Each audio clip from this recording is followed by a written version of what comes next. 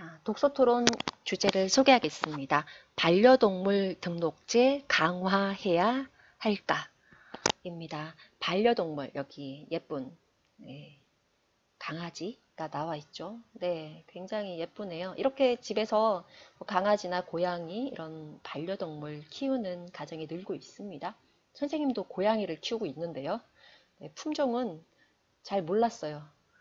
어디 길에서 이게 조그만 고양이가 있어가지고 데려왔는데 그 고양이 품종을 잘 모르다가 이제 데리고 갔더니 알려줬습니다. 코리안 숏헤어 길고양이래요. 네, 그런데 그 길고양이 키우는 6개월 동안 상당히 많이 변했습니다. 네, 우리 네, 굉장히 소중한 존재가 됐는데요. 네, 이렇게 집에서 키우는 강아지, 고양이, 네, 반려동물입니다. 이런 반려동물에 대해서 등록해야 한다. 어디 가서? 동사무소 가서. 네, 등록을 하라는 거죠. 왜? 반려동물 등록제에 강화해야 한다라는 주제가 나타나게 됐을까요? 우리 함께 생각해 보면서 여러분은 집에서 키우는 강아지, 고양이 등록하는 것 강화해야 한다라고 생각하십니까? 아니다. 강화하지 않고 그냥 이렇게 편하게 키우면 된다.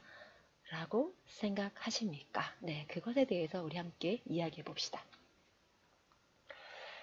자, 반려동물 등록제 강화해야 할까? 라는 주제 함께 이야기해 보겠습니다. 우리나라에서는 반려동물의 유실, 유기를 막기 위해서 2014년 반려동물 등록제를 처음 시행했습니다. 반려동물 등록제란 반려동물과 반려인에 대한 정보를 행정기관에 등록하는 제도를 의미합니다.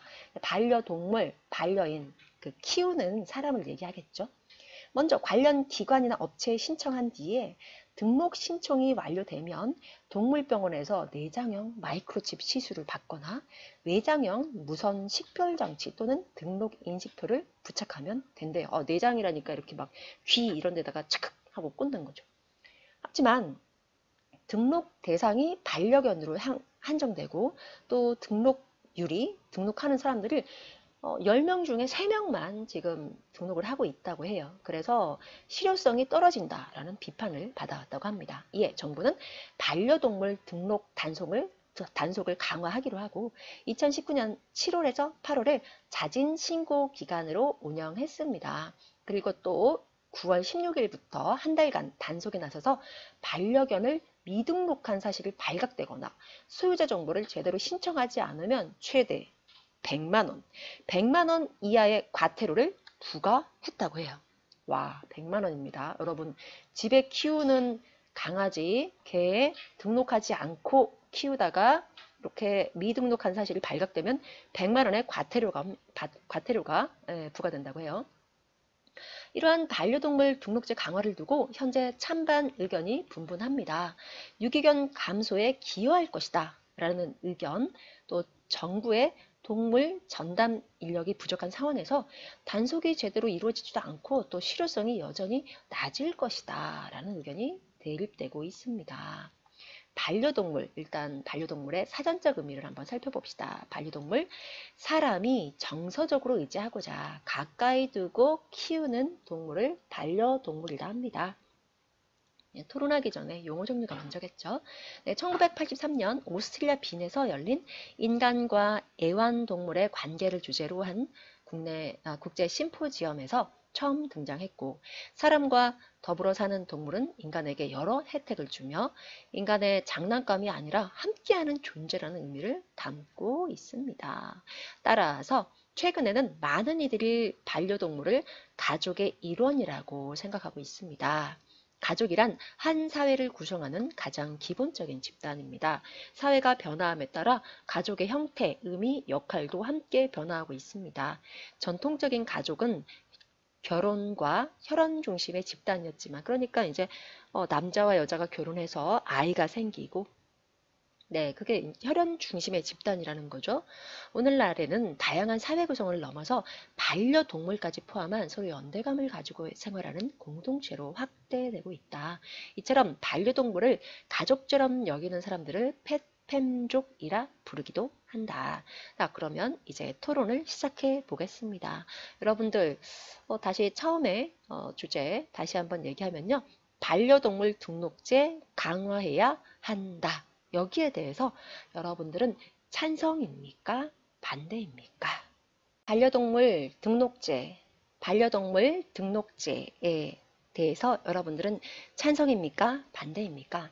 이미 반려동물 등록제는 이미 시행되고 있습니다. 그런데 이게 잘 지켜지지 않으니까 반려동물 등록제를 강화해라. 더 강하게 규제를 하라는 것입니다. 반려동물 등록제를 강화하자는 거죠. 반려동물 등록제를 강화하는 것에 대한 찬성 측 의견입니다. 강화하면 반려동물에 대한 반려견의 책임감이 더 커지고 반려동물의 유실, 유기를 막을 수 있을 것이다. 그러니까 잃어버리거나 버리거나 하는 것을 막을 수 있을 거라는 얘기죠. 우리나라에서 반려동물을 키우는 반려인은 1,000만 명을 넘어섰다고 합니다. 하지만 그와 동시에 버려지는 반려동물도 증가해서 문제가 되고 있습니다. 농림축산검역본부 자료조사에 따르면 2018년 12만 마리가 넘는 반려동물이 집을 잃거나 버려졌다고 합니다. 이 중 반려인에게 돌아가는 수는 13%, 또 동물보호시설에서 안락사되는 경우는 약 20%라고 해요. 반려인이 반려동물을 버리는 이유는 이사, 결혼, 임신, 유학으로 반려동물을 키우기 곤란해진 경우, 또 병에 걸린 반려동물에 대한 부담 등 다양합니다. 공통적인 원인은 반려인의 책임감 부족이라고 보고 있어요. 반려동물을 가족으로 맞이할 때는 생명을 끝까지 책임지겠다는 마음을 가져야 하는데 그렇지 않은 경우가 많다는 거예요. 만약 반려동물 등록제가 강화되면 사람들이 반려동물을 분양받고 기르는데 더 신중하고 책임감 있는 선택을 할 것이다. 또한 반려동물 등록제가 강화되면 잃어버린 반려동물을 쉽게 찾을 수도 있다는 거죠. 등록장치로 이용되는 뇌장형, 외장형 식별장치, 그러니까 뭐 귀 뒤에다가 이렇게 착착 하고 꽂는 거, 외장형 목걸이 타입으로 하는 거, 이런 식별장치나 인식표에 반려인의 정보가 들어 있습니다.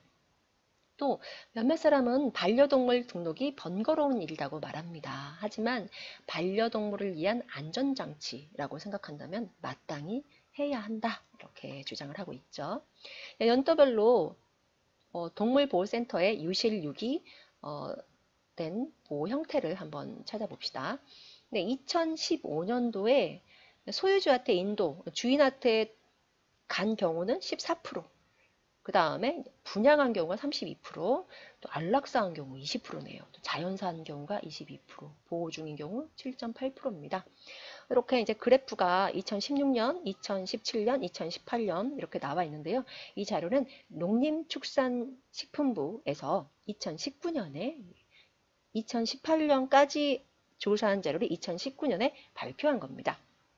결국 2018년 또 자료를 보니까 보호중이 11.7%로 늘었습니다. 이렇게. 왜냐하면 반려견이나 이런 동물들을 키우는 게 늘어나다 보니까 그런 것 같습니다. 그 다음에 소유주한테 간 경우는 오히려 줄어들고 있고요. 그 다음에 안락사한 경우 20%, 자연사한 경우, 네. 그 다음에 보호 중인 경우, 네, 이렇게 줄어들고 있어요. 네, 이렇게 네, 동물보호 현황이 나타나고 있습니다. 여기까지 찬성 측 의견. 이어서 반대측 의견을 살펴봅시다. 반대측 의견입니다. 반려동물 등록제가 도입됐음에도 유기견의 수는 매해 증가하고 있다. 또 현재 이용되고 있는 등록장치의 안전성과 효율성이 의심스럽다. 아, 이것까지. 네, 슬프네요. 특히 여름 휴가 때 이렇게 많이 버리고 가는 경우가 많다고 해요. 네, 2014년 반려동물 등록이 의무화됐습니다. 그런데 매해 유기견의 수는 증가하고 반려인의 품으로 돌아오는 반려견 수는 줄어들고 있습니다. 실제로 2018년 전국 유기견 수는 자료 2, 좀 볼게요. 자료 2, 전국 유기견 수의 변화입니다. 2011년에서 쭉 2018년 이렇게 수직으로 2014년 이후에 수직으로 상승하고 있죠. 그래서 보니까 네, 반려견을 키우는 가정의 늘어남에 이제 비해서 이렇게 유기되는 경우도 상당히 늘어나고 있는 것을 볼 수 있습니다. 네, 계속 위로 가서 읽어보겠습니다. 네, 실제로 2018년 전국 유기견 수는 반려동물 등록제가 도입된 2014년보다 오히려 1.5배가량 증가했음을 볼 수 있다. 단순히 반려동물 등록 여부를 단속하고 과태료를 부과하는 것이 실질적인 효과를 가져온지 의문이다. 현재 이용되고 있는 반려동물 등록 장치에 대한 부정적인 시각도 존재한다. 반려동물 등록 방식에는 내장형, 외장형, 무선 식별장치 인식표가 있는데 내장형 무선 식별 장치는 주사기를 통해 반려동물과 반려인의 정보, 그러니까 반려동물의 이름, 품종, 출생연도와 반려인의 인적사항이 담긴 전자칩을 반려견 체내에 주입하는 방식. 외장형 무선 식별 장치는 전자칩을 넣은 펜던트를 목걸이에 부착하는 방식. 네, 그런데 이런 것들을 이제 펜던트를 이제 반려견 목에 걸어두고 있죠. 이 중 외장형과 인식표는 비용이 저렴하고 안전하다는 장점이 있지만 목걸이 형태이기 때문에 잃어버리기 쉽고 반려견을 유기할 때 이제 빼서 버리면 그만이라는 한계가 있다. 따라서 내장형의 경우 또 살아있는 동물의 몸에 이물질을 넣는다는 점에서 안전성이 우려되기도 한다. 마이크로칩을 체내에 이물 반응이 없는 체질로 코팅한 뒤에 반려동물의 지방층에 심어 안전하다고는 하지만 시술할 때 감염되거나 체내에 상처를 입힐 수도 있다는 거죠. 네, 국내 유기견 수의 변화, 아까 봤었죠. 네, 1.5배 상승했습니다. 네. 자, 봅시다. 네, 여기까지 해서 우리가 반대측 의견까지 살펴봤습니다. 네, 나머지 이제 찬성 측 의견, 네, 국제적으로 찬성 측 의견을 조금만 더 살펴볼게요. 시간 관계상 제목만. 네, 내장형 무선 식별장치는 국제적으로 안전성이 검증됐다. 네, 그러므로 괜찮다는 거죠. 네. 그 다음에 반대측 의견, 추가 의견 보겠습니다. 반려동물 등록 장치에 대한 반려인의 개인정보가 위출될 수 있다. 또한 또 반려동물 등록 장비나 단속 인력이 부족하기도 하다. 이렇게 찬성 측과 반대 측의 의견이 있습니다. 자, 여러분들의 생각은 어떻습니까? 찬성입니까? 반대입니까? 네, 이것에 대한 뉴스 검색해 보기 바라고요. 또 유튜브의 동영상 등도 살펴보면서 여러분들은 찬성인지 반대인지 하나만 보지 말고요. 찬성과 반대측 양측의 의견을 잘 살펴보기 바랍니다. 네, 여기까지 해서 반대측 의견까지 살펴봤습니다.